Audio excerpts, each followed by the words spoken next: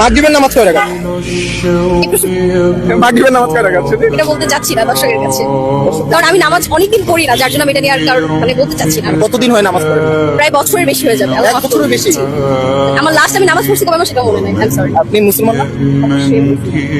আচ্ছা, মুসলমান হয়ে এক বছর ধরে নামাজ পড়তেছেন না, আল্লাহকে বিশ্বাস করেন? অবশ্যই জান্নাত জাহান্নাম বিশ্বাস করেন? অবশ্যই। তা আপনি যদি এখন মারা যান, হ্যাঁ, তখন কি করবেন? কি জবাব দিবেন কবরে গিয়ে?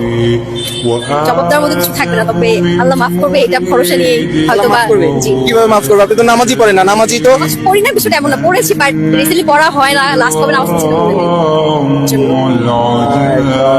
আমার আমার শরীর কাঁপতেছে আপনার কথা শুনে। আচ্ছা, আপনি কি আপনি পড়ে যাবেন? ফজরের নামাজ করে গেল? ফজরের নামাজ অবশ্যই 8 রাকাত। ফজরের নামাজ 8 রাকাত। আচ্ছা, জোহরের নামাজ? জীবনে যখন জোহর নামাজ পড়ছি না সেটাই মনে নেই। জীবনে কখনো পড়ছেন কিনা মনে নেই। আসরের নামাজ করে গেল?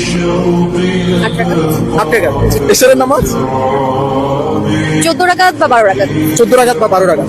আমাদের বাংলাদেশের সুপারস্টার কে জানো? কে? শাকিব খান। আর বলিউডের সুপারস্টার কে জানো?